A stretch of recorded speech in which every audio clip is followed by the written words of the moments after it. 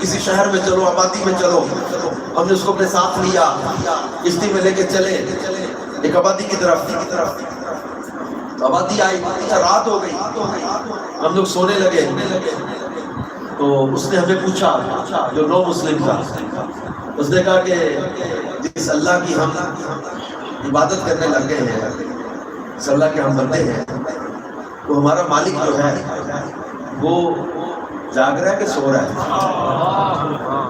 ہم نے کہا لا تأخذہ سنۃ ولا نوم، وہ فرماتا ہے نہ اسے نیند آتی ہے نہ اسے اونگ آتی ہے۔ اس نو مسلم نے کہا تم بڑے عجیب لوگ ہو، تمہارا مالک جاگ رہا ہے اور تم سونے لگے ہو۔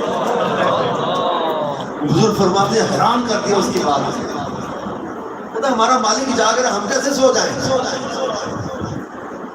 بستی آئی، ہم نے بستی میں پہنچ کر یہ آبادی ہے، شہر ہے، بازار ہے، دیکھو، اور یہ دنیا ہے، اور یہ پیسے کچھ دیے ہم نے اکٹھے، آپس میں پیسے کیے کچھ، اور اس کو کہا کہ یہ پیسے لے لو، تم شادی کرنا، کاروبار کرنا، مکان بنانا۔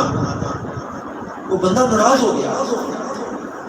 حضور فرماتے ہم لوگ پریشان ہوئے کہ یہ تھوڑے پیسے ہیں، ہم نے مزید پیسے لیے آپس میں دوستوں سے، کچھ کپڑے وغیرہ دیے، سامان دیا، چلو یہ تھوڑے ہیں تو اور لے لو۔ وہ بندہ سخت غصے میں آ گیا۔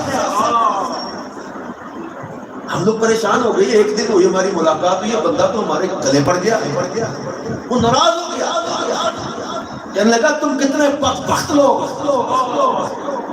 ہم نے کہا یہ کیا ہو گیا اس کو؟ کہنے لگا تم کتنے بد نصیب لوگ۔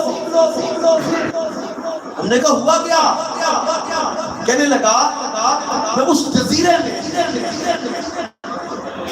رب کے دشمن کی پوجا کر رہا تھا، اس رب نے مجھے اس وقت میں بھوکا نہیں رکھا، اب تو میں اس کو رب ماننے لگ گیا ہوں، تو کیا وہ تمہارا محتاج بنا دے گا مجھے؟ جب میں اس کو رب بھی نہیں مانتا تھا، اس نے اس وقت میں مجھے روزی دی، اب تو میں اس کو رب مانتا ہوں، تو کیا وہ مجھے تمہاری ٹھوکروں پہ ڈال دے گا؟ کہ وہ مجھے روزی نہیں دے گا؟ تو بزرگ فرماتے میں 30 سال کی ریاضت میں توکل کا معنی نہیں سمجھ سکا تھا، تو ایک دن کے مسلمان نے مجھے توکل کا معنی سکھا دیا کہ توکل کہتے کسے، توکل کہتے کسے، اللہ پر بھروسہ کہتے کسے۔ اتنا بڑا مجمع ہے، آپ میں سے کئی تاجر ہو، ملاوٹ کرتے ہوئے کبھی نہ سوچنا کہ یار میرا مال بڑھ رہا ہے، اللہ ناراض ہو رہا ہے، راضی کون ہے؟ یہ بات یاد رکھیے۔ آج سیالکوٹ ڈسٹرکٹ بار میں صبح بیان تھا میرا، وکلا کے اندر وکیلوں کے ساتھ ہماری ججز اور وکلا کو میں کہہ رہا تھا کہ بھائی آپ لوگ اللہ پر بھروسہ رکھو، ہمیں پتہ چل جاتا ہے باڈی لینگویج سے، بندہ خود بتا دیتا کہ یہ اصل کیا ہے، کیوں جھوٹے بندے کا ساتھ دیتے ہیں؟ کسی پر قبضہ کروا رہے ہو، کسی کی زمین چھنوا رہے ہو، کسی کی مکان پہ قبضہ ہو رہا ہے، بیوہ کا حق مارا جا رہا ہے، یتیموں کا حصہ کھا گئے، کمیٹیاں کھا گئے، پیسے کھا گئے، ظلم کرتے، زیادتیاں کرتے، ہیرا پھیریاں کرتے، تم کہتے ہو ہمارا کلائنٹ آپ نے تو فیس لے لی، ارے تم جھوٹے کا ساتھ دیتے کیوں؟ غلط بندے کا ساتھ دیتے کیوں؟ اقتدار ہے جن کو ہم لوگ سمجھاتے ہیں یار حلال میں قائم ہو جاؤ، وہ کہتے ہیں کمپلیٹ اینڈ ایکوریٹ کنڈیشن اور فگر آف دا پروڈکٹ بتا دیں گے تو گاہک ماننے کا کیسے؟ آپ عجیب بات کرتے یار نظر بھائی، آپ کیا بات کرتے جناب، آپ میں رہنے والے تو آپ کو کیا پتا دنیا کہاں سے کہاں نکل گئی؟ آپ کو سسٹم کا، معاشرے کا، حالات کا پتہ ہی نہیں ہے، بزنس کا پتہ ہی نہیں ہے۔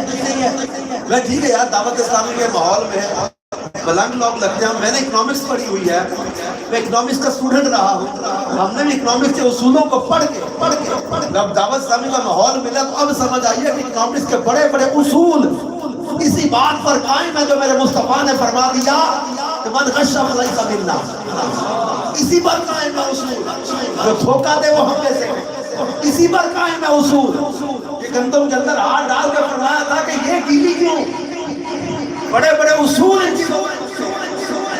ہم کہتے ہیں how you will survive in this society with this system, it's very difficult to survive now، حالات بڑے چمت تبدیل ہو گئے، بہت مشکل ہو گیا جناب، حالات، معاشرہ، سسٹم، لوگ، برادری، خاندان، افسر، معاشرہ ساتھ نہیں دیتا، دیکھے تو لوگ ساتھ نہ دیں، حالات